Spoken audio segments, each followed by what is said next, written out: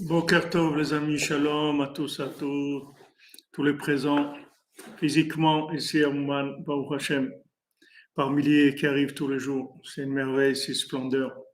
Le plus beau Rosh Hashanah de tous les temps, le plus beau Rosh Hashanah qu'il y a jamais eu. Yitzhak Glassman, Ouman Rosh Hashanah, Tashmon Tzadik, naissance facile sans douleur. Pour Rachel Bat Dvora, Geoula, Shlema, Amen, Amen Yitzhak, on t'attend. Le Rebbe t'attend, on t'attend. C'est vrai, Jean-Luc Terrier, que d'apprendre à connaître Rabbi Nachman, c'est un voyage vers Hachem. C'est le voyage vers Hachem. Tout à fait. Amen, merci. Allah, Baruch Hashem. Amen, amen, merci. Merci. Alors, Bezat Hashem, Ve'atzlacha, Refouach Shlema pour tous les malades.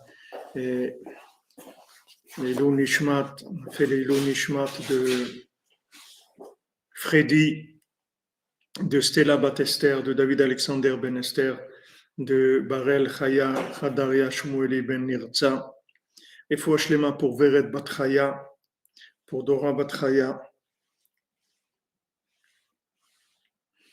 il y a une Nishmat Mark Mordechai Revivo Ben Frecha, Zat Hashem, Tzvod Rabbeinu, comme il a dit Rabbi Nathan, on a que lui, on s'appuie sur lui, c'est lui notre espoir.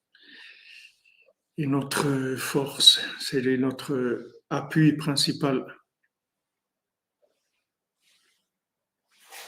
Voilà, Arani Kacher, la Gnassia, Ashrenu, tu as fait Arani Kacher, Yehuda, Ben Simi, Refouach Lema, Bezat Hashem, mon ami. J'attends de vous des bonnes nouvelles. Vous me disiez qu'on a réparé les jambes, les pieds, que tout marche bien, Bezat Hashem. La Brachat Rabbeinu. Refouach Lema pour Ayala Derba, Bat Tereshu, David Ben Mazal. Merci Patrick Valenzi, moi aussi je suis content de vous voir. Assurez-nous. Alors hier on a vu le passage où Rabbi Nathan il nous a parlé de la fausse humilité. La fausse humilité elle donne de la tristesse, parce que la fausse humilité en fait se cache derrière le plus grand ego, puisque la personne elle veut réussir, et si elle réussit pas alors elle est triste. Mais il faut savoir que le fait qu'on a été créé, on a réussi déjà. Le fait qu'on a été créé, le fait qu'on est là. Bien sûr, on est à Ouman, mais n'importe où on est dans le monde. Le fait qu'on a été créé, même si on est dans les niveaux le plus bas qui existent dans l'humanité, le fait qu'on a été créé, ça c'est déjà la réussite. Il n'y a pas besoin de plus que ça. Parce que Hachem, jamais il va faire faillite avec personne. Pourquoi il nous a créé Hachem? Parce qu'il nous aime. On est des parties de Dieu. Hachem, il nous aime. C'est pour ça qu'il a tout créé. Même les épreuves qu'il nous fait. Et même si on ne tient pas dans les épreuves. Et même si on tombe. Mais Hachem, il nous aime. C'est pour ça qu'il a créé tout ce système-là. Il ne faut jamais oublier ça. Ce système-là, ce n'est pas un système où il y a des gens qui vont réussir et des gens qui vont échouer. Celui qui a été créé, il a réussi déjà. Il n'y a pas besoin d'autre chose. Parce que c'est sûr qu'Hachem, il va faire en sorte qu'il va arriver là où il doit arriver. Puisque c'est pour ça qu'il a créé le monde. Hachem, il ne va pas faire faillite. Hachem, il va amener chacun, il va l'amener là où il doit l'amener. Il va arriver. Donc, il n'y a aucune raison d'être triste. Merci, Esther Calfon, le grand artisan, cordonnier et boulanger, Rabbeinu Nachman Feyé, pour manger de son pain, Adan et Tzar, Amen, Amen, Amen, Keni Ratzon. Vous comprenez, maintenant, c'est une arnaque de croire qu'on doit réussir. On a déjà réussi. Réussir, c'est avoir été créé, c'est tout. Avec ça, ça y est, on a réussi déjà. On ne peut pas échouer, parce qu'Hachem, il ne peut pas échouer. Hachem, il ne peut pas échouer dans son aventure. On a gagné déjà. Dit Michael Roux. On a déjà gagné. Alors pourquoi tu es triste? Parce que tu crois qu'il y a un match, quelque chose, il faut gagner. Il n'y a rien à gagner. Tu as gagné déjà. Tu as gagné puisque celui qui t'a créé, il t'a créé que pour une seule chose. C'est parce qu'il t'aime et il veut que tu réussisses. C'est la seule raison pour laquelle il t'a créé. Tu n'as pas créé pour autre chose. Tu n'as créé que par amour, c'est tout. Et en plus, c'est le patron, c'est lui qui a tout créé. Donc, qu'est-ce que c'est cette tristesse-là de dire, ouais, ça ne marche pas, ça, voilà, moi, j'ai voulu faire quelque chose, et ça ne marche pas, et j'ai voulu faire ça, étudier, ça n'a pas marché, j'ai voulu prier, ça n'a pas marché, j'ai voulu faire un commerce, ça n'a pas marché, j'ai voulu me marier, ça n'a pas marché, j'ai voulu avoir des enfants, ça n'a pas marché, j'ai voulu que mes enfants ils soient des sadikim, ça n'a pas marché, j'ai voulu ça. Qu'est-ce que ça veut dire que ça n'a pas marché? Ça a marché déjà.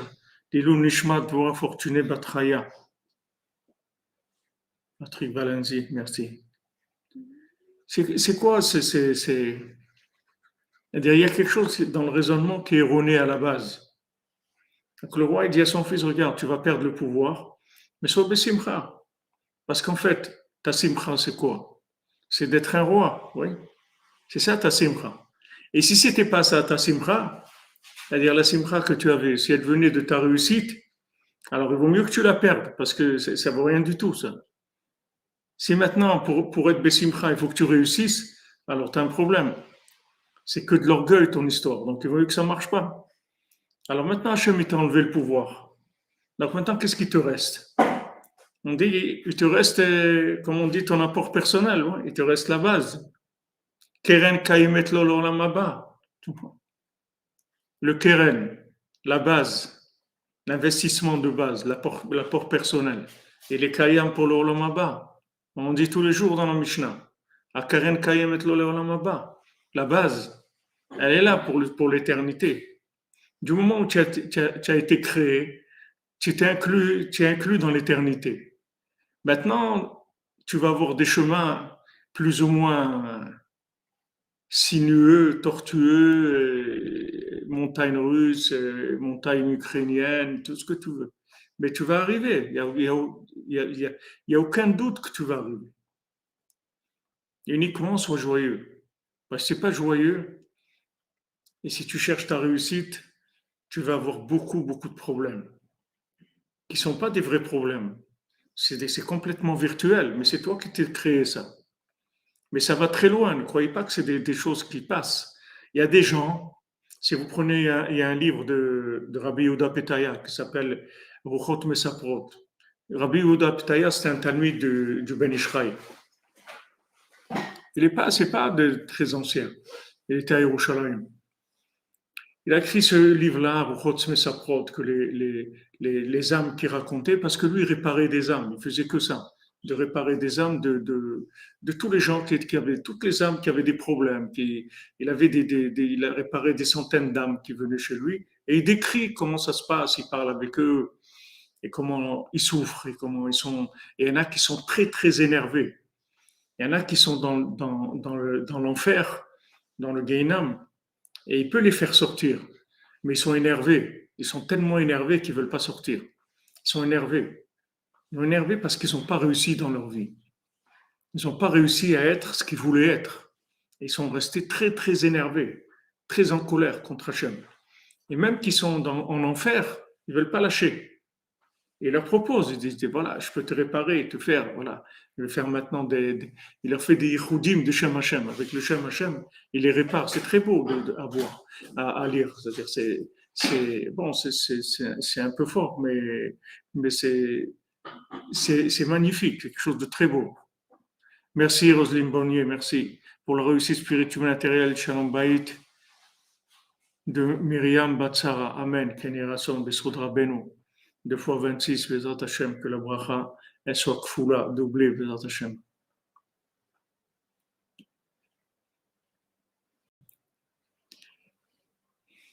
Vous comprenez l'embrouille où elle est? C'est une arnaque. On a déjà réussi. On a déjà réussi. Maintenant, on fait ce qu'on peut, Bessimcha, c'est tout. Mais on a réussi déjà. Parce que c'est impossible qu'Hachem il fasse faillite. Il ne peut pas faire faillite. Si Hachem il a un magasin, c'est sûr que ce magasin il va marcher. Même s'il ne marche pas, il va marcher quand même. Parce qu'il ne peut pas faire faillite. Puisqu'il a créé ce monde pour nous, pour chacun individuellement. Que chacun il doit dire que Olam Hazeh Livra Bishvili. Ce monde il a été créé pour moi. Ça veut dire que maintenant, tout ce monde, comme tu le vois, avec tout ce qu'il y a, c'est que pour toi qu'il a créé. Parce qu'il t'aime. Mais il faut que tu sois joyeux. Il faut que tu sois joyeux. Alors le roi il dit, Hachem il dit, regarde, moi je te donne la royauté de mon vivant. C'est-à-dire que Hachem il dit, regarde, normalement, le patron c'est moi. C'est moi qui dirige tout. Mais maintenant je vais te donner la royauté, c'est-à-dire je vais te donner la possibilité de faire des choses. Mais sache que je vois que tu vas arriver, tu vas échouer. Tu vas échouer. Et tu vas échouer complètement. Et voilà, je te dis quelque chose, sois Bessimcha. Si tu échoues, sois Bessimcha. Pourquoi? Parce qu'il n'y a aucune raison que tu ne sois pas Bessimcha. Parce que tu es un roi, parce que tu es mon fils. Ça suffit pour être Bessimcha. Pas besoin de plus. Tu es une créature d'Hachem, ça suffit. Avec ça, tu peux danser toute la journée, ça suffit déjà. Ah, maintenant, tu es arrivé à faire des choses et tout. C'est extraordinaire. Mais si tu n'as rien fait, c'est aussi extraordinaire. Pas de problème. Et même si tu as fait des choses pas bien, c'est pas ça que tu voulais faire. Tu t'es fait embrouiller, des gens sont venus, t'ont fait un chèque en bois et il est revenu impayé. Qu'est-ce que tu veux qu'on fasse? T'es fait embrouiller, c'est tout. T'es fait inverser par les médias, tu t'es fait mal influencer et tout. Mais c'est tout. Mais c'est pas, tu cherches pas à être mauvais. Tu n'es pas joyeux d'être mauvais. Comme il a dit Rabbi Israël Berditchev, les gens, on ne voit pas quelqu'un qui fait une avéra, après il fait un repas et il danse et tout parce qu'il a fait une avéra. Il n'y a personne qui aime faire des avéros. Ce n'est pas la nature humaine de faire du mal. Mais seulement l'inversion, elle va tellement loin, des fois que les gens ils se mettent à faire du mal. Mais c'est du mal qui, malgré eux, c'est pas ça qu'ils veulent. Donc, quelle est la source de cette tristesse, de ces angoisses? C'est une seule chose, c'est l'orgueil, c'est tout. C'est qu'en fait, tu ne veux pas accepter que tu es une créature d'Hachem. Qu'en fait, comme on dit, tu es un fils à papa, c'est tout. Un fils à papa, c'est un fils à papa, il n'y a pas de problème. On peut lui mettre des contraventions, on peut lui mettre des trucs, il n'a rien à faire. On peut lui mettre sa voiture à la fourrière, et il prend une autre, il n'a pas de problème avec rien, c'est un fils à papa, c'est tout. On est des fils à papa, on est des enfants d'Hachem. Quelle est cette tristesse-là? Il y a une embrouille, il y a une arnaque. C'est que tu crois que tu es venu ici et que tu dois te prendre en main, tu dois faire ta vie et si tu n'as pas réussi, tu n'as pas réussi. Quoi. C'est tout. Mais c'est pas vrai, tu as déjà réussi. Le fait qu'Hachem t'a créé, que tu as atterri dans ce monde, c'est une réussite. Rabbi Nathan il dit rien que de naître dans ce monde, c'est une réussite. Peu importe ce que tu vas faire dans ta vie, rien que d'être venu dans ce monde, d'avoir été créé, d'être venu dans ce monde, c'est une réussite en soi. Donc d'où elle vient cette tristesse-là? Pourquoi tu as cette angoisse-là de pas fait, je veux faire le truc? Ok, tu peux faire, tu fais. Tu es un fils à papa, tu travailles maintenant, tu travailles chez ton père, d'accord? Ton père, c'est le plus grand milliardaire qu'il y a dans le monde. Tu travailles chez lui. D'accord? Mais maintenant, ton travail, c'est une simulation de travail. Parce que de toute façon, pourquoi tu travailles? Tu travailles parce que tu ne vas pas tourner en rond toute la journée. D'accord? Mais de toute façon, tout ce que tu as besoin, et ton père, il te le donne. que tu travailles pas, qu'aujourd'hui tu n'as pas envie de venir au travail, tu passes un coup de fil, tu dis papa, excuse-moi, aujourd'hui je vais pas venir. Et tout. Il n'y a pas de problème, vas-y, fais ta vie, vas-y, fais, il n'y a pas de problème. Il ne compte pas sur toi, il ne compte pas sur toi pour réparer le monde, Hachem. Il ne compte pas sur toi. Tu es son fils, les enfants d'Hachem. Il y a vraiment de quoi être heureux. Alors, quand tu n'as pas de simra, il faut savoir que le manque de simra, c'est juste le manque de conscience de cette chose-là, c'est tout. Parce que si tu es conscient que Béhémet, tu es une créature d'Hachem, et que tu as une âme, et que cette âme, elle est infinie, tu vas être Bessimra tout le temps. Maintenant, tu as réussi à faire, à rentrer dans le plan d'Hachem par rapport à ce qu'il veut pour toi, pas pour lui, il n'a pas besoin de toi. Hachem, il n'a pas besoin de toi. Il n'a pas besoin de ce que tu fais. Il faut savoir que tout ce que tu étudies, que tu pries, que tu fais comme mitzvot, tout ce que tu fais, Hachem, il n'a pas besoin de ça. Tu ne lui fais rien du tout, Hachem. Tu lui fais juste plaisir qu'il voit que tu as réussi, c'est tout. Ça lui fait plaisir. Mais il n'a rien de ça. Tu ne vas pas rendre Hachem mieux. Hachem, il ne peut pas devenir mieux. Hachem, il est infini. Donc, tout ce que tu vas faire, tu ne vas pas lui faire à lui qui va avoir quelque chose de plus de ça. La chose qu'il a, c'est qu'il t'aime. Et quand tu réussis, alors ça lui donne de la satisfaction parce qu'il t'aime. Mais c'est pas, mais de toute façon, il t'aime. Même si tu fais des bêtises toute la journée, il t'aime. Ça ne va rien changer.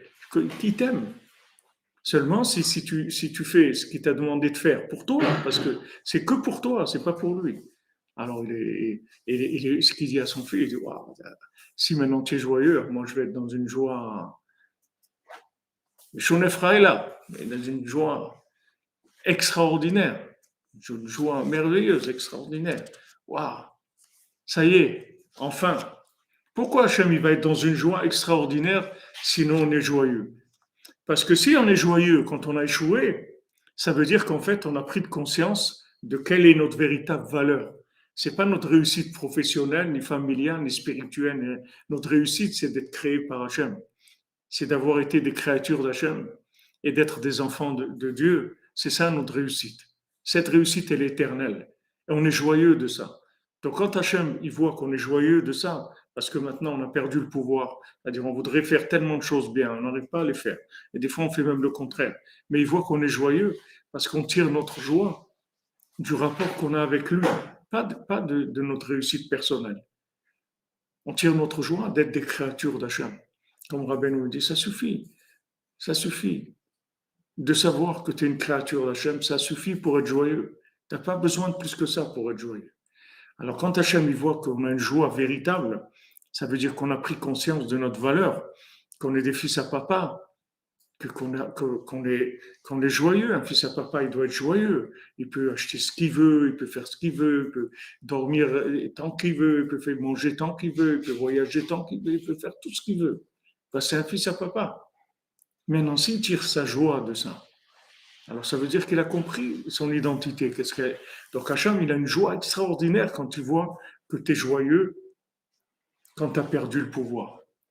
Il a beaucoup plus de joie, Hachem, quand tu es joyeux, que d'avoir perdu le pouvoir, quand tu as perdu le pouvoir et tu es joyeux, plutôt que quand tu es joyeux parce que tu as réussi. Tu comprends? Parce que quand tu as réussi tout seul. Tu n'as pas réussi avec lui. Tu as réussi tout seul. Tu as réussi ta vie. Ok, quelqu'un a réussi. Voilà. Il a réussi sa vie. Il est devenu un grand érudit. Il est devenu quelqu'un. Il a fait des choses, etc. Bon. Chazak et tout, c'est bien. C'est bien. Mais c'est lui qui a réussi. Tandis que quelqu'un qui a échoué, qu'est-ce qui lui reste comme réussite? Sa réussite, c'est son identité, qu'il est un enfant d'Hachem. C'est ça sa réussite. Et c'est celle-là qu'Hachem il veut. Et que même si tu réussis dans ce monde, il veut que quand même ta joie elle vienne de la réussite, du fait que tu es un enfant d'Hachem. Pas que tu as réussi. Ça ne change rien du tout pour toi. Tu as réussi ou tu as échoué, ça ne change rien du tout pour toi. Parce que tu es un enfant d'Hachem. De là, tu tires ta joie. Et si tu tires ta joie de là, ça c'est une vraie joie. Et ça, mais sa mère, Hachem. Tu donnes de la joie à Hachem. Quand maintenant tu te trouves en bas et tu es joyeux, sache que tu donnes de la joie à Hachem. Et quand tu es en haut et tu as de la joie, tu as de la joie tout seul, parce que tu danses pour toi. Tu ne danses pas pour Hachem. Tu danses parce que tu as réussi. Tu as arrivé à un but. Ok, ce but-là, c'est un but qui a été fixé par Hachem. Il t'a dit, tu vas faire des mitzvot, tu vas étudier, tu vas arranger tes midot, tu vas faire des choses. Ok, tu as réussi là-dedans. Tu as écouté la parole d'Hachem. Mais cette joie que tu as, c'est une joie qui est mélangée avec la présence de Esav. Il y a des mains dedans. Tandis que quand tu as échoué, il n'y a plus de mains. Il n'y a plus Esav. Il n'y a plus rien du tout. Qu'est-ce qui reste? Anil et Dodiv et Dodili, c'est tout ce qu'il y a. C'est tout. C'est tout ce qui reste. On arrive à Elul, voilà, qu'est-ce qui reste? Anil et Dodiv et Dodili, c'est tout. En fin de compte, quand on voit, on fait les comptes, c'est ça. Comme un couple, tu vois. Un couple, on commence, on se marie, au Hachem, est content, monte un foyer, commence les enfants, truc, s'occupe, tac, tac, tac, tac, tac. Après, on vieillit, qu'est-ce qui reste? Deux. On reste deux. Voilà. C'est tout. Ani les Dili, c'est tout. Tout ce qui reste. C'est vrai, on a fait plein de choses toute l'année. On a fait tac, tac, tac, on a essayé ça, ça. Mais maintenant, en fin de compte, on arrive en Rosh Hashanah, qu'est-ce qu'il y a? Ani les Dili, c'est tout. C'est tout ce qu'il y a. Tout, c'était pour arriver à ça. C'est le point de départ et le point d'arrivée. Au milieu, bon, on a fait ce qu'on a pu, c'est tout. Ça, c'est la vraie joie. Mais il y a quelque chose d'extraordinaire là-dedans. C'est que, en fait, quand tu es joyeux et que tu es en bas, c'est là où Hachem il est le plus joyeux. Donc, tu dois t'en rappeler. Parce que quand tu es en crise, tu es en bas, quand tu n'as pas le moral, quand tu vois que ça ne marche pas, il faut savoir que quand tu es joyeux, à ce moment-là, c'est là où tu réjouis le plus Hachem. Donc, rien que ça doit te motiver pour être joyeux. Parce que tu dis quand même, mon père, il a tellement fait pour moi. Il ne faut pas que je me laisse aller. Il ne faut pas que je me laisse aller à me démoraliser. Parce que si je me démoralise, je vais démoraliser mon père aussi. Parce que mon père, il m'aime. Mon père, il est lié avec moi. Hachem, il est lié avec nous. Hachem, c'est pas qu'il a monté une affaire comme ça, il a d'autres affaires. Hachem, il a que cette affaire-là, c'est tout, il n'en a pas d'autres. Tout ce qu'il a, les anges, tout ça, c'est rien du tout pour lui. Pour lui, le centre de tout, c'est ce monde-là. C'est les êtres humains qu'il a créés. Ça, c'est le centre de tout, de toute son activité. Il attend que de là la satisfaction. Et il est avec nous. Et rien ne bouge en haut si ça bouge pas en bas. Il n'y a rien en haut qui se fait s'il n'y a pas en bas. D'abord, ça se fait en bas et après, ça se fait en haut. Hachem, il est rentré en dépendance totale par rapport à nous. Il est rentré en dépendance. Il a dit voilà, je ne m'asserai pas sur mon trône tant que j'aurai pas fait terminer avec Amalek. Il n'y aura pas de Jérusalem d'en haut tant qu'il n'y a pas Jérusalem d'en bas. Tout ce qui est en haut, ça n'atteint la perfection que s'il y a la perfection en bas. Donc Hachem, il est rentré dans une vraie dépendance par rapport à nous. Et Hachem, quand on n'est pas bien, Hachem, il est triste. Betsaratam, lotza. On a des soucis, quand on a des choses pas bien, c'est lui qui souffre. Et Hachem, il souffre beaucoup plus que nous. Parce que nous, on est un peu inconscient, on a des occupations, de tout, quelqu'un nous téléphone, et un truc, on oublie les soucis. Mais Hachem, il n'y a pas d'oubli chez lui. Quand on n'est pas bien, Hachem, il n'est pas bien. Mais quand on est joyeux, et surtout quand on est joyeux, qu'on a perdu le pouvoir, qu'on ne peut rien faire, on est joyeux que parce qu'on qu'on est des créatures d'Hachem, alors là, Hachem, il est dans une simcha yetera meod, dit Rabbi Nathan. Simcha yetera meod, mais une simcha de folie, de folie. Quand tu es en bas, tu as l'occasion unique de ta vie pour donner une simcha de folie à Hachem. Cette simcha, c'est de voir quelqu'un qui a échoué et il danse. Mais pourquoi tu danses? Tu as échoué. Qu'est-ce que j'ai échoué? J'ai rien échoué du tout. J'ai tout réussi. Avant de commencer, j'ai réussi déjà. Avant j'ai réussi déjà. C'est vrai, je passe l'examen. Mais l'examinateur, c'est mon père. C'est lui qui fait les problèmes, c'est qui crée le problème, c'est lui qui a la solution. C'est lui qui va me noter. C'est pour ça que Rabbeinu te dit, parle avec Hachem tous les jours, c'est tout, et tout est réglé. Tout est réglé. Hachem, il a besoin de t'entendre, c'est tout. Pourquoi il a besoin de t'entendre? Parce que tu le rassures. Quand tu lui parles, tu le rassures que ta vie, elle est en dépendance avec lui. Et ça suffit pour tout réparer. Ça annule toutes les forces intermédiaires. Tous les anges, tous les accusateurs, toutes les forces négatives, toute la sorcellerie, toutes les manipulations, tous les amaleks, c'est des gens qui se glissent dans les histoires de famille, dans les histoires de famille entre Hachem et ses enfants. C'est là où se glissent toutes ces forces négatives. Mais si maintenant tu restes en attachement inconditionnel à Hachem, puisque tu sais que lui, il est inconditionnellement lié avec toi.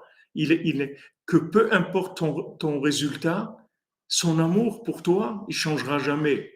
Donc toi, tu dois avoir la même attitude par rapport à lui. C'est-à-dire que tu dis à Hachem comme ça, comme il a dit à Benou. Il a dit à Hachem, regarde, je ne sais pas ce que je vais faire dans ma vie. Je ne sais pas à quoi je vais arriver.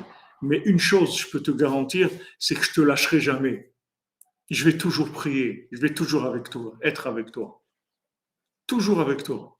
Anil et Dodi, n'importe quoi qui m'arrive dans ma vie, que des choses bien, Bezrat Hashem, mais n'importe quoi qui est, n'importe quelle obscurité, n'importe quelle dépression, je ne vais jamais lâcher avec Hachem. Donc si tu parles avec Hachem, tu as déjà réussi tout. Tout est ouvert. Pourquoi? Tu as rassuré Hachem. Comme quelqu'un, des parents, tu les appelles, comment ça va mon fils, comment ça va ma fille, ça va ça va, la santé ça va, ouais, tout ça, tu m'as rassuré, je suis tranquille. Donc, voilà. Tu parles avec Hachem, tu l'as rassuré que tu es conscient de ce qui est en train de se passer. Tu ne parles pas avec Hachem, où tu es. C'est la première chose que Hachem lui demande à Adam Arishon. Après qu'il faut, tu dis, Ayeka, où tu es. Parce qu'il a compris. Maintenant, il a fauté. Au lieu maintenant qu'il a fauté, qu'il revienne encore plus vers Hachem, qu'il fasse encore plus des bisous à Hachem, parce qu'il a fauté, il va faire le contraire, il va se fâcher avec Hachem. Il a fauté et il va se fâcher avec Hachem. Alors Hachem, tout de suite, il lui dit, Ayeka, où tu es, Adam Arishon?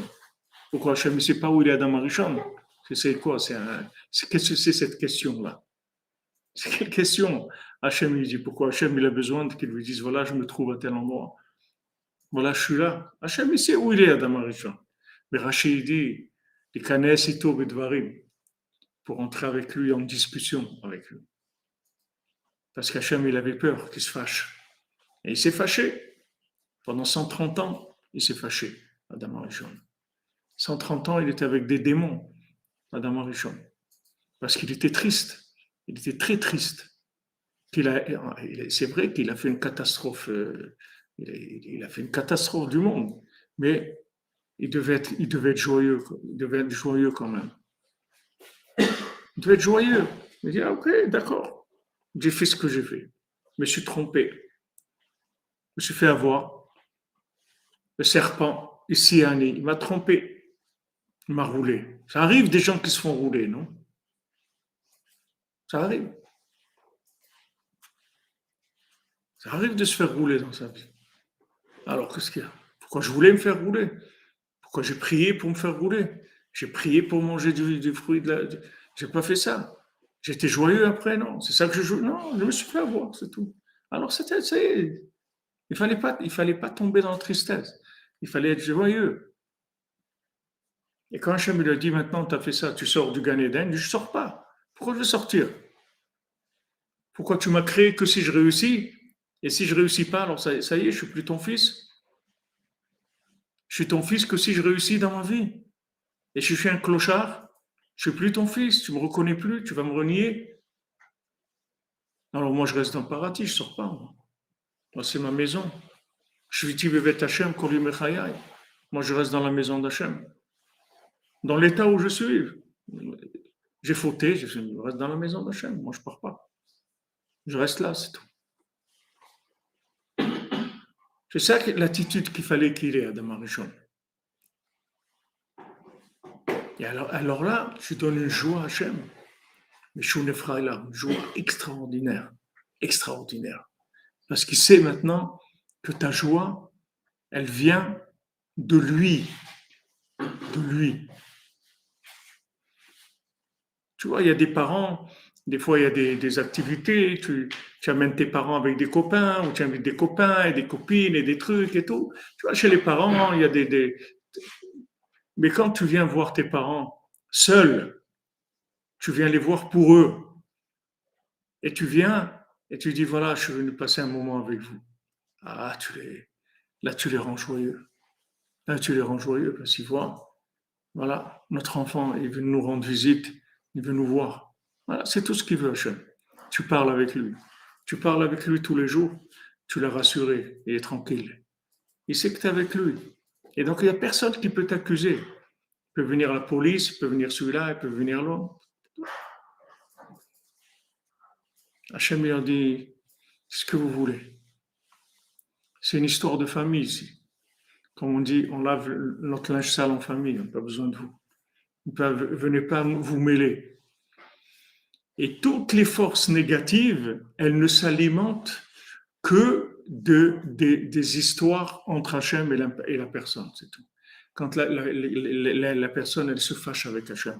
C'est ça qui alimente toutes les forces négatives. Si quelqu'un, il parle avec Hachem tous les jours, il n'y a aucune force négative qui peut s'introduire dans sa vie. Il a une protection totale. Il est sous haute surveillance. Il a une protection totale d'Hachem. Même si quelqu'un fait des bêtises, même si quelqu'un fait des bêtises, toute la journée, il est en protection totale. Il y avait dans une ville une fois quelqu'un qui était vraiment quelqu'un de pas recommandable, comme on dit, il faisait des choses terribles, terribles. Vraiment, il avait un comportement terrible. Alors le rave de la ville, il a décidé de l'expulser de la ville. L'expulser, vous voulez faire expulser, employer la police ou n'importe quoi, vous voulez l'expulser. Alors, du ciel, on est venu en rêve au rave. On lui a dit, regarde, cet homme-là, t'approche pas de lui, ne le touche pas, laisse-le tranquille, laisse-le tranquille. Laisse-le tranquille parce que tu ne sais pas du tout qui c'est. Lui, il voyait qu'il faisait vraiment des choses, il faisait vraiment, il avait un comportement qui était vraiment pas bien du tout. C'est-à-dire qu'il fallait pas du tout que la communauté elle voit quelqu'un comme ça et qu'elle supporte quelqu'un comme ça. Elle n'était pas bien du tout dans son comportement. Hachem lui a dit, ne le touche pas, ne le touche pas. Pourquoi? Il a dit, tu sais qu'est-ce qu'il fait celui-là? Eh ben, tous les soirs, va voir ce qu'il fait. Tous les soirs, il va dans le cimetière, il prend une chaîne, il s'attache une chaîne autour du cou et il crie vers Hachem. Il dit Hachem, pardon, pardon. C'est pas ça que je veux faire. Je te demande pardon. Et Bézat Hachem, à partir de maintenant, je vais changer. Et le lendemain, il tombe encore. Toute la journée, il fait des bêtises encore. Mais toutes les nuits, il est là et il dit Hachem, Hachem, je veux pas faire ça. C'est pas ça que je veux. Et Hachem, il a une joie de ça beaucoup plus grande que quelqu'un qui a réussi. Parce que ça, c'est du vrai amour.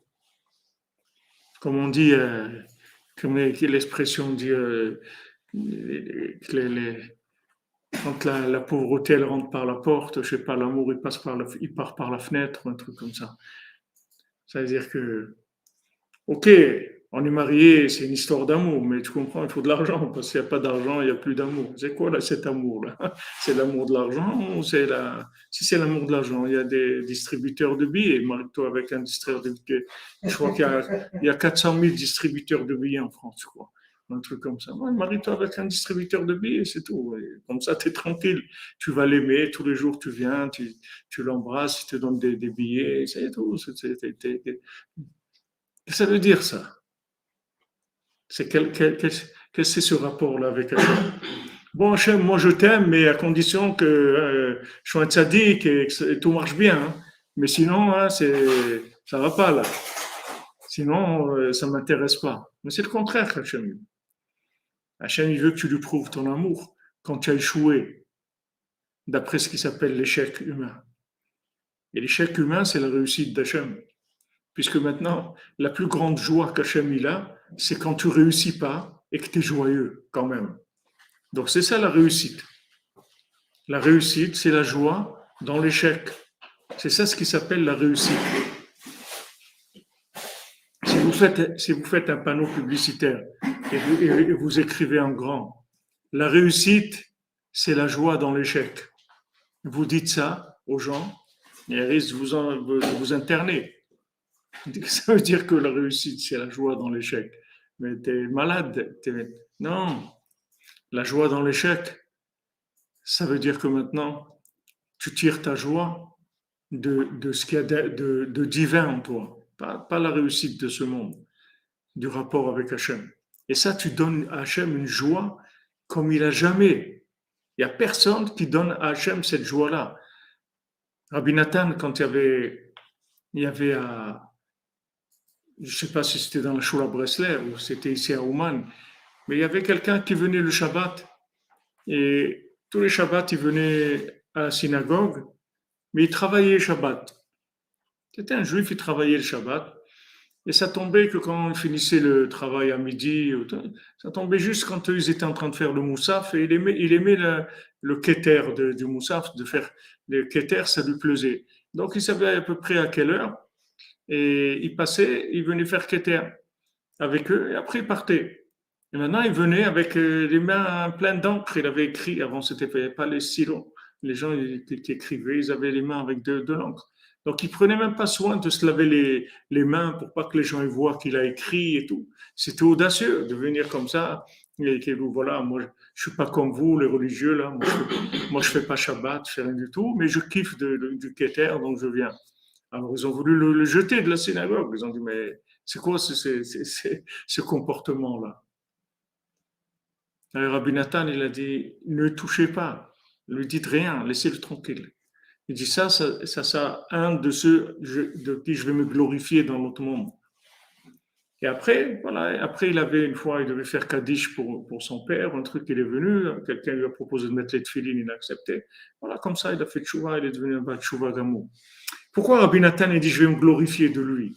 Pourquoi ça ne manque pas des gens bien pour se glorifier? Il faut aller prendre celui-là pour se glorifier. Celui qui vient Shabbat avec les mains, avec qui il a écrit et qui montre, voilà les amis, je ne suis pas comme vous les religieux là, moi je ne fais pas Shabbat, moi je ne fais rien, voilà d'ailleurs j'ai de l'encre sur les mains. Et je viens parce que je kiffe, j'aime bien la petite chanson que vous faites là dans le Téter, ça me plaît, c'est tout, je viens que pour ça. Le reste, ça ne m'intéresse pas. De celui-là, il va se glorifier et tous les autres, qu'il a des élèves qui étudient, des tzadikim et tout, il ne parle pas de ça. Et de celui-là, il dit, je vais me glorifier. Parce que c'est de celui-là qu'il va se glorifier. Pourquoi? Parce que comme il est en bas, donc s'il vient, c'est qu'il y a quelque chose qui est d'une sincérité extraordinaire, puisqu'il est capable de venir sans tenir compte de toutes ces contradictions et d'être complètement à l'envers, ça ne le dérange pas. Il vient parce qu'il aime Hachem, il y a quelque chose qu'il aime. Voilà, il dépasse tout son confort personnel, tout son honneur, parce que sûrement que les regards que les gens lui faisaient, ce n'étaient pas des regards amicaux, ni des regards d'amour. Les gens ils devaient le regarder comme ça en disant, tu racontes celui-là, là, qu'est-ce que c'est ça, etc. Il n'a rien à faire. Et vient, voilà, ce qu'il peut faire, lui, c'est le keter pour Hachem. C'est la seule chose qu'il peut faire. Tout le reste, il ne peut rien faire. Mais ça, il peut faire. Alors fais-le. C'est tout. Donc Rabbi Nathan, il dit, celui-là, je vais me glorifier de lui. Il n'a pas dit ça sur des élèves qu'il avait. C'est sûr que de ses élèves aussi, il va se glorifier. Mais il a dit ça pour leur montrer. Il avait un autre aussi qui qui devait partir en Allemagne, qui là-bas allait chez tous les francs là, tous ces mouvements, les franquistes et tout ce qu'il y avait toute cette picorsoute là. Il devait aller là-bas. Et Rabbi Nathan, il a parlé avec lui. Il a décidé de pas aller. Donc celui-là aussi, il a dit qu'il allait se glorifier de lui. Pourquoi? Parce que quand maintenant quelqu'un est en bas, il n'y a pas de réussite, et maintenant il est joyeux. Il est joyeux d'être une créature d'Hachem. Ça, c'est la plus grande satisfaction, c'est Hachem. N'oubliez jamais ça dans votre vie. N'oubliez jamais ça. Il faut que ça soit toujours présent. Que la plus grande joie qu'on donne à Hachem, c'est quand on est en bas, pas quand on est en haut. Quand Rabbeinu dit dans la Torah Vav, Imesek Shamaim, Sham ata. Imetsia sheol hineka. Si je monte dans le ciel, Sham ata. Tu es là-bas, tu es loin. Si je monte au ciel, tu es loin. Mais Tia sheol, si je descends en bas, dans l'abîme, hineka, tu es à côté de moi. Voilà, tu es juste à côté de moi. Quand je descends dans l'abîme, tu es juste à côté de moi. Quand je monte, tu es loin. Hachem, il est loin. Parce que tu as réussi. C'est quoi cette réussite-là? Comme Rabbi nous dit dans le côté moral, quelqu'un qui étudie pour qu'on l'appelle Rabbi, il dit toute sa Torah, on n'en a pas besoin. C'est comme s'il apprenait n'importe quel métier dans le monde. C'est pas, des gens, sont devenus docteurs en sciences ou doctorats de maîtrise en ça. Okay. Il y a un qui est devenu rabbin et c'est tout. C'est un métier quand même. C'est pas pour Hachem. C'est pour lui. Okay. Il a monté une affaire à son compte. Il a utilisé ce métier-là, comme tous les métiers qui existent dans le monde. Il a monté son business, c'est tout. Donc, Hachem, il dit c'est bien, il n'y a pas de problème. Mais c'est pas pour Hachem.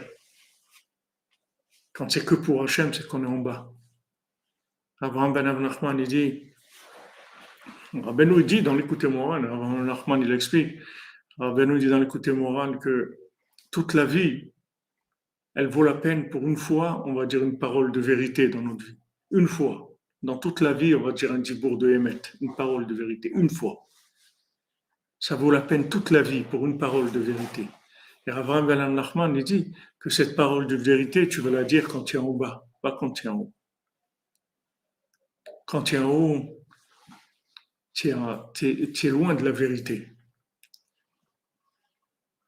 C'est très difficile d'être en haut et d'être dans la vérité. Tous ces tzadikim-là qui nous amènent, David Ameller et Rabbeinu, ce pas des gens qui étaient en haut, ils étaient toujours en bas. Ils étaient toujours dans la souffrance, toujours dans la persécution, toujours devaient sauver toujours des situations terribles. Les gens qui sont en haut, ils n'ont pas les élèves de Rabbeinu, il y avait beaucoup d'élèves Rabbeinu. Le seul qui a été persécuté, c'est Rabbi Nathan. Pourquoi? Parce que Rabbi Nathan, il parlait de Rabbeinu, il enseignait Rabbeinu. Les autres, ils ne parlaient pas de Rabbeinu. Donc ils n'avaient pas de problème. Ils étaient honorés, Rav Aaron, le Rav de Breslev, Rabbi Youdel, Shmuel Isaac, tous. C'est des grands élèves, des tzadikim. Là où ils avaient l'honneur de toute la communauté, c'était des grands tzadikim. Mais Rabbi Nathan était persécuté. Pourquoi? Parce qu'il parlait de Rabbeinu, c'est tout. Alors là, c'est la persécution. Donc ça, retenez-le, que Meshouné Frailar, quand Hachem, il est vraiment une joie extrême, c'est qu'on perd le pouvoir et on est joyeux. Parce que notre joie, elle vient du rapport avec Hachem. Et chaque jour, quand vous faites Hitbo des doutes, Hachem, il laisse il laisse tous les décrets qu'il est en train de faire sur le monde et il vient écouter les gens qui font Hitbo des doutes. En fait, la réparation du monde, elle dépend du nombre de gens qui vont faire Hitbo des doutes, c'est tout. Il y a un chiffre à atteindre d'heures d'Hitbo des doutes. Je ne le connais pas. Si je le connaissais, on aurait organisé, on aurait amené la Géoula à organiser, mais on ne connaît pas. On en parle. Chaque heure d'Hitbo des doutes, chaque minute d'Hitbo des doutes qui est faite, elle amène la Géoula. Mais on ne sait pas combien il faut. Mais en tout cas, il y a un quota. Puisque maintenant, Rabbeinu dit que quand on fait Hitbo des doutes, Hachem, il laisse, s'il est en train de faire des décrets ou autres, il laisse tous les décrets et vient écouter la personne qui fait Hitbo des doutes. Donc ça veut dire que si on atteint un certain nombre de gens qui font Hitbo des doutes, un certain nombre d'heures d'Hitbo des doutes, tous les décrets du monde, ils sont annulés. C'est fini. Puisque chaque fois que quelqu'un il parle avec Hachem, Hachem il laisse, il ne fait pas de décret sur le monde. Donc qu'est-ce qui manque? Il manque que des gens qui parlent avec Hachem, c'est tout. Quand vous avez un enfant qui cherche de l'attention, maintenant vous êtes occupé, vous avez des invités, vous discutez, vous êtes en train de parler de choses hyper intéressantes, des vacances de Macron au château de comment ça s'appelle, Briançon, je ne sais pas comment. Briançon. Hein? Briançon. Ah. Briançon. Voilà, vous êtes en train de parler de super trucs, du business, de l'Iran, des trucs vraiment. Et il y a un enfant, il a besoin d'un petit bisou, il a besoin Alors qu'est-ce qu'il fait? Il commence à bouger des chaises. Vous faites pas attention, il casse un verre et qu'il commence à se manifester de plus en plus, de façon de plus en plus forte. Pourquoi? Il veut de l'attention, il veut un bisou, il veut qu'on s'occupe de lui. Il dit, OK, vous êtes en train de raconter vos trucs là. Moi, je suis là, non? J'existe. Hachem, c'est la même chose. Tous les décrets qu'il fait, c'est parce que les gens, ils ne le connaissent pas. Haronaf, il y a de la colère. La colère d'Hachem, elle vient d'où? Le fait qu'on ne le reconnaît pas, c'est tout. Mais si tu parles avec lui, il n'y a pas une plus grande reconnaissance que de parler avec Hachem. Quand on se fâche avec quelqu'un, on dit je ne lui parle plus. C'est ça le signe quand on est fâché avec quelqu'un. On ne lui parle plus. Donc si on parle avec Hachem, ça y est, tous les décrets sont annulés. Plus des gens ils vont parler avec Hachem, plus le monde il va être réparé. Et à un moment, il y a quelqu'un, il va venir, il va dire un mot à Hachem, et ça, il va faire basculer l'humanité entière. Ce mot-là, il va faire basculer. Il va donner plus de miséricorde que de rigueur. Parce qu'avec cette minute-là d'Idbo des doutes qu'il va rajouter, avec ça, il va prouver à Hachem qu'en fait le monde aime Hachem. Tous ces gens qui viennent parler avec Hachem, c'est un honneur pour Hachem que tu viens lui parler. C'est un honneur pour lui que tu viens lui parler. Hachem, il voit que tu viens lui parler et lui raconte-lui ce que tu veux. Ben nous l'a dit, c'est pas tu veux faire des discours administratifs ou non, parle-lui ce que tu veux, raconte-lui tout ce que tu veux. Tout ce que tu veux, tout ce qui te passe dans ton cœur, raconte-lui tout. Et au contraire, plus tu lui racontes des choses qui sont des choses de ta vie commune, tu vois. Voilà, j'ai acheté des chaussures, mais quand je les ai essayées, je croyais qu'elles étaient bien, maintenant elles me font mal aux pieds et tout, je suis embêté. Tout. Voilà, Hachem, ça qu'il aime. Il aime parce que quand tu parles de ça, ça veut dire qu'il y a une intimité avec lui. Ça veut dire que tu le considères comme un ami, tu lui racontes des choses. C'est pas des discours, les grands discours universitaires ou les grands discours orthodoxes ou religieux. Non, le simple, de ce qui se passe avec toi tous les jours. Ouais, j'avais envie de manger un truc et bon, pas, c'était fermé déjà, donc je n'ai pas pu. Tu vois, des choses comme ça, simple. Plus tu parles naturellement, plus Hachem il est joyeux, parce que ça veut dire que tu l'aimes. Quand tu aimes quelqu'un, tu lui racontes des choses que tu ne vas pas raconter. Si tu as rendez-vous avec le maire de la ville, tu ne vas pas lui raconter des choses qui sont des choses personnelles. Tu vas parler des choses qui sont un truc, voilà, un permis de construire, on a besoin de ça, etc. C'est tout. Tu vas parler de choses personnelles. Mais quand tu parles de choses personnelles, des choses très simples et intimes, c'est ça qui prouve l'attachement. C'est ça qui prouve l'amitié. C'est ça qui veut Hachem.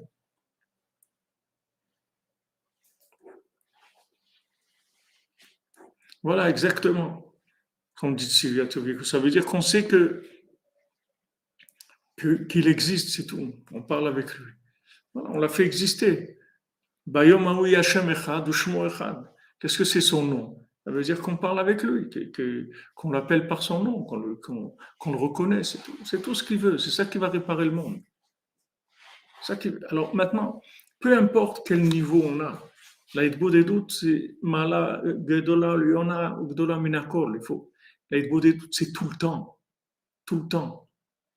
Mon petit-fils, il m'a montré dans leur yeshiva, ils ont fait un petit contrat comme ça, où ils s'engagent qu'ils feront tout ce qu'ils peuvent pour que toute leur vie, ils fassent 1 heure d'Hidbo des doutes tous les jours. Ils s'engagent pour toute la vie maintenant. Avant Rosh Hashanah, ils ont fait un petit contrat joli comme ça, ils signent, et ça, ils le donnent, ils le mettent dans la boîte de Rabbeinu. Ils disent, voilà, Rabbeinu, on t'a amené un cadeau. Voilà, j'ai signé que toute ma vie, je ferai tout ce que je peux pour faire 1 heure d'Hidbo des doutes tous les jours. Voilà, regardez, un jeune, 17 ans, 18 ans, 19 ans, wow, un truc, c'est un challenge, c'est un truc extraordinaire. Ça y est, il a signé, il a fait un contrat à vie d'engagement avec Hachem. Voilà, je te parlerai toute ma vie, je te parlerai 1 heure tous les jours. C'est beau de faire ça. Alvaï que moi, à 17 ans, j'aurais fait un contrat comme ça. J'aurais été heureux que quelqu'un me propose un contrat comme ça. C'est beau, c'est magnifique. Bon, le langage, il est fait de façon à ce que ce ne soit pas considéré comme un éder, pour pas qu'il y ait un problème si un jour il ne peut pas.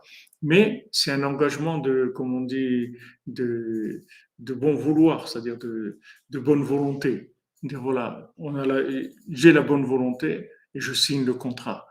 Je signe, voilà, toute ma vie, je ferai une heure d'Hébreu et doute. C'est extraordinaire, ça. Rien que ça, déjà, j'aimerais qu'il voit ça. C'est déjà qu'avec ça, il peut déjà adoucir toute la rigueur du monde, enlever tous les virus et tous les virus humains et les virus trucs et tout le mal. J'aimerais qu'avec ça, il peut enlever. Ou il va trouver Hachem des gens qui vont signer des contrats comme ça. Il y a des contrats de business, il y a des contrats de trucs, il y a des contrats de mariage, des contrats de ce qu'on veut.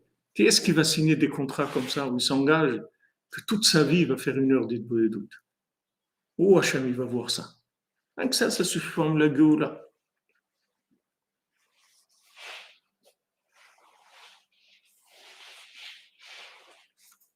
Là, je vois que vous parlez des gens tatoués, bon, et je vous ai pas suivi, excusez-moi.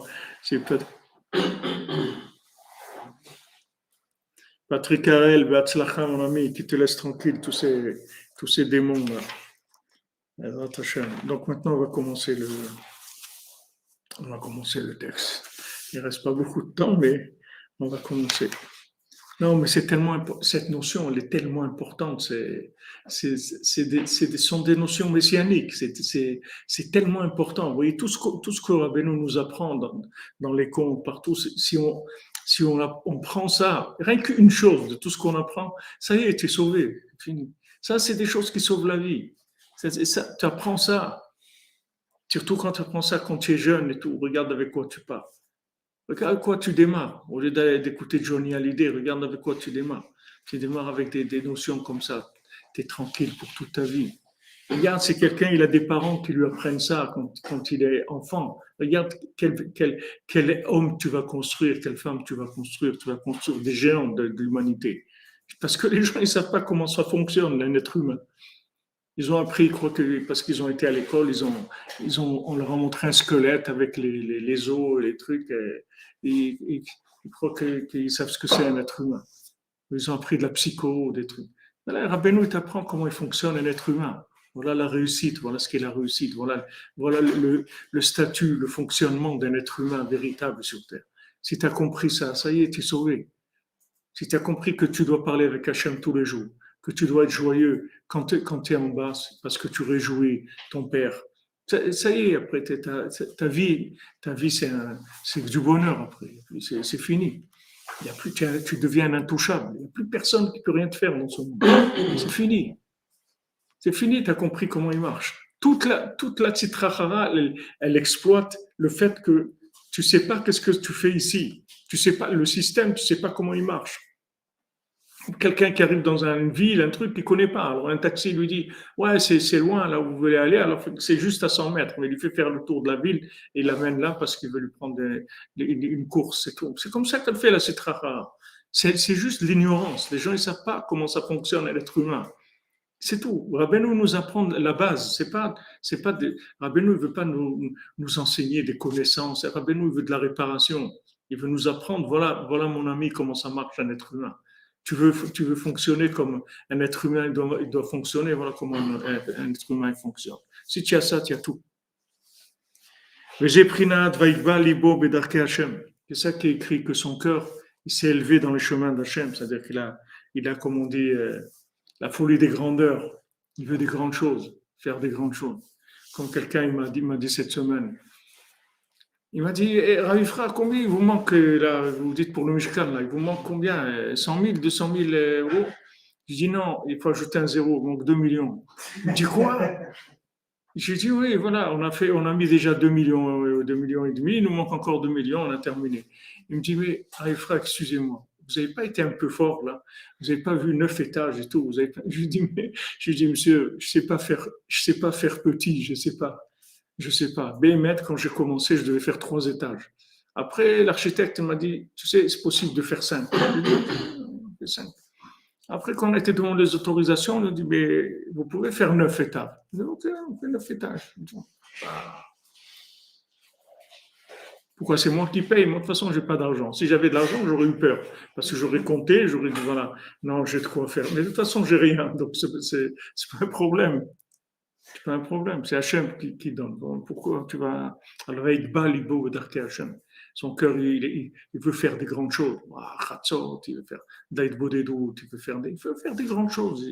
Il se lance dans de grandes choses. Dans Avodat Hachem, il se lance dans des grands projets. Il faut élever son cœur et sa conscience dans les chemins d'Hachem. Velomar ben Afshon,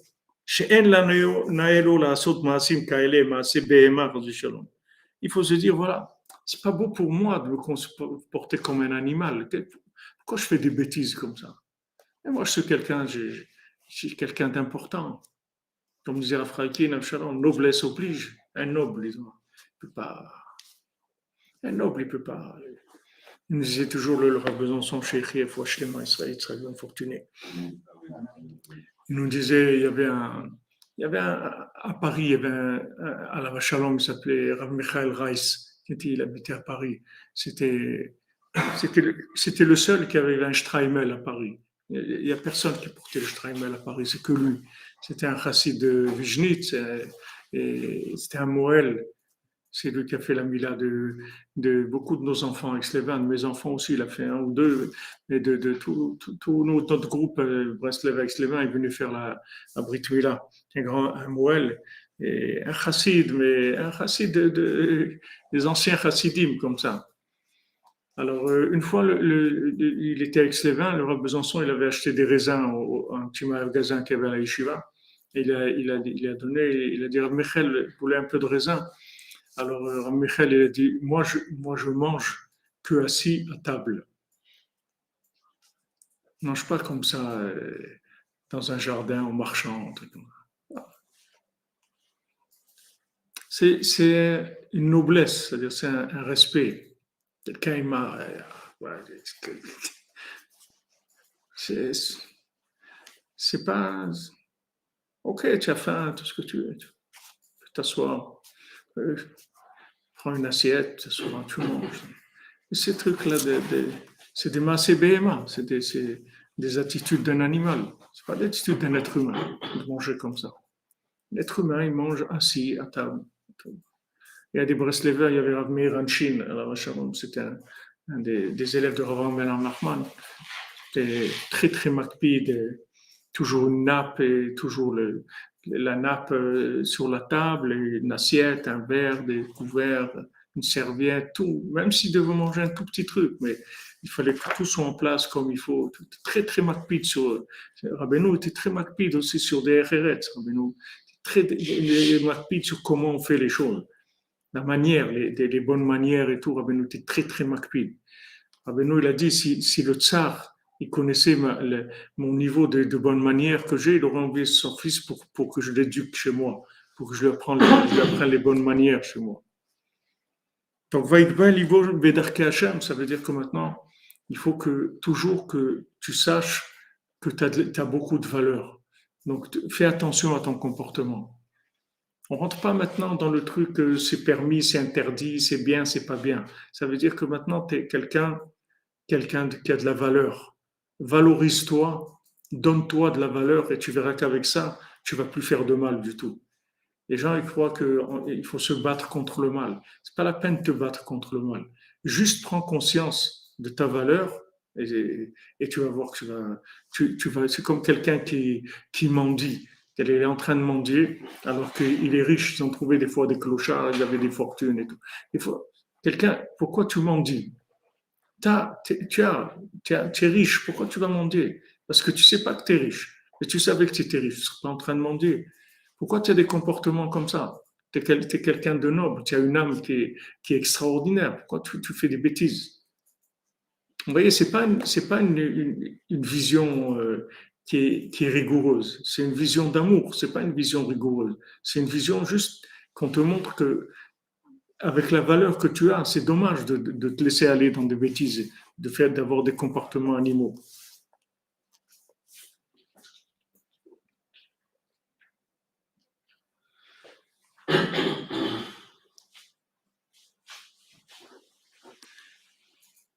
Daniel Durand, Boker Tov depuis Orakiva. Tu n'es pas en retard, mon ami, tu es à l'heure. Chacun il a son heure, c'est tout. Nous, on est là, on essaye, mais Hachem, tous on est là pour essayer, c'est tout. C'est ça qui veut Hachem, hein, qu'on essaye. La réussite, c'est lui. Kinafshi Gavoa Meon, parce que mon âme, elle est très élevée. Nefesh Israël, Shekulam, Benem Lachim. Tous, c'est des enfants de roi. Verauli, Litnaeg, Benimoussé, Malchut. Je dois me comporter avec des attitudes royales, des Gdusha, c'est-à-dire saintes. Comme les âmes juives qui sont appelées les enfants d'Hachem. Et c'est ce qui est écrit dans la Torah 17 dans l'écoute Moran. Al-Ma'amar Abetonuzal, Anabria Kala Shebayam, Ansham Mashiatov Shenefesh Israël Zocher Ma'alato, Shonimshach Minifashot Israël Shalou B'Machshavat Trila. Donc maintenant, quand quelqu'un, une âme juive, elle se rappelle qu'elle vient de la pensée d'Hachem, et que maintenant, avant de créer le monde, Hachem il a pris conseil avec les Nefashot Israël, avec les âmes du peuple juif avant de créer le monde. Maintenant, elle va aller s'enfoncer dans des endroits éloignés comme ça, maintenant, avec cette vision des choses, il va avoir pitié de lui-même. Et avec ça, il va revenir à son niveau. Il va avoir pitié du bien qui est en lui, de la valeur de son âme. Et avec ça, faire Avodat Hashem. Avancer dans Avodat Hashem avec cette vision-là des choses. Pas rentrer dans la vision de la rigueur, ouais, j'ai pas fait, j'ai raté ça, j'ai tout. Regarde, donne-toi de la considération, donne-toi de la valeur. Regarde quelle valeur tu as. Et n'abîme pas, c'est tout. N'abîme pas. Comme des fois, on étoile par terre, c'est tout propre, c'est mouillé encore, mais on marche pas, c'est tout, parce que attends que ça sèche, c'est tout. Tu vas pas marcher tout salir. Il y a quelqu'un qui a travaillé, tu respectes, c'est tout, parce que alors, respect et du respect pour la valeur que tu as. Cette valeur, elle vient pas de toi, elle vient d'Hachem. Donc respecte la créature d'Hachem que tu es, respecte-la, honore-la, et à ce moment-là, tu vas voir que tu vas plus faire de bêtises. Ce qu'il dit Rabbi Nathan ici. Il disait,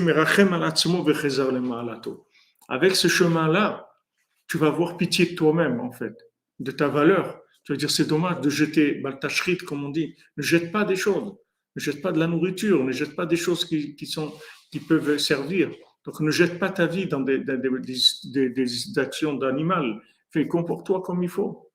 Et quand maintenant tu as cette vision des choses, avec ça tu remontes à ta mala, c'est-à-dire tu retrouves ta valeur véritable. C'est comme ça que tu retrouves ta valeur véritable.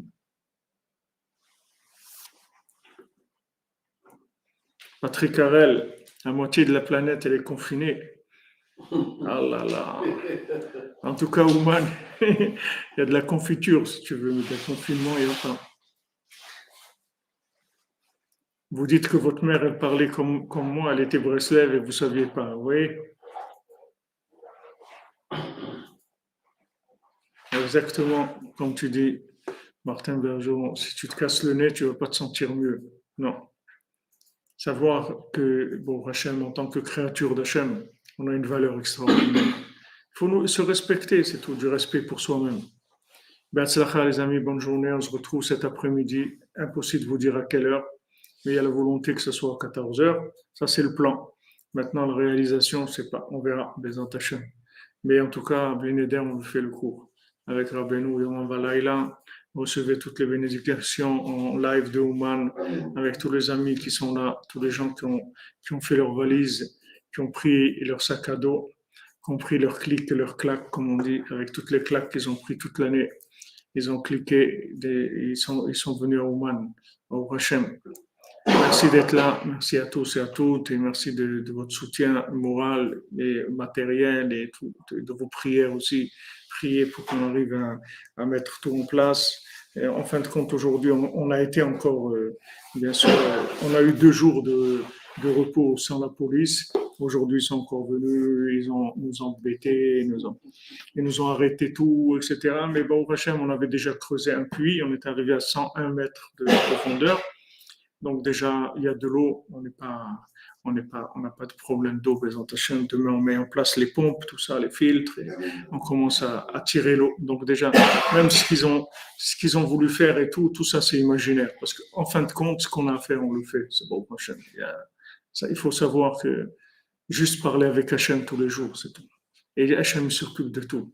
Samuel, tu demandes s'il y a du pétrole. Non, je crois qu'il faut aller plus loin pour ça. Si on descend à 200-300 km, on va peut-être arriver de l'autre côté de la planète. Voilà, 101, c'est Michael, comme tu dis, Yehuda, notre cher ami Yehuda, Ben Simi Chazak.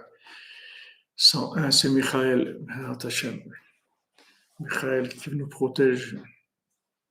Voilà, on a fait du forage, on fait du forage.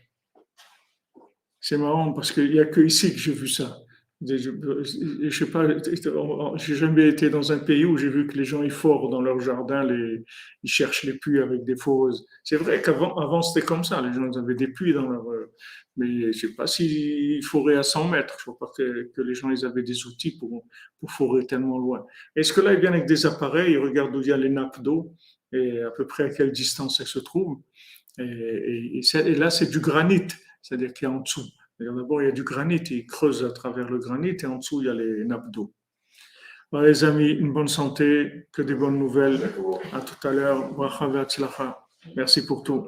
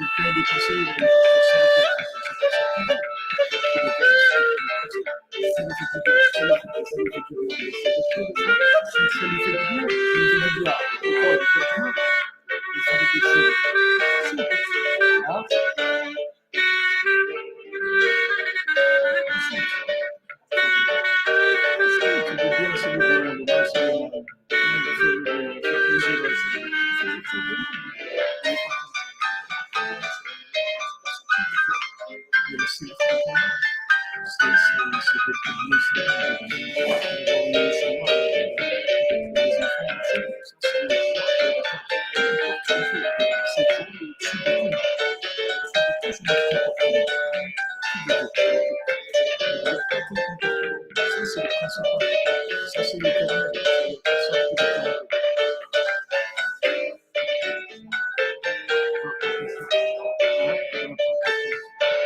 Ça,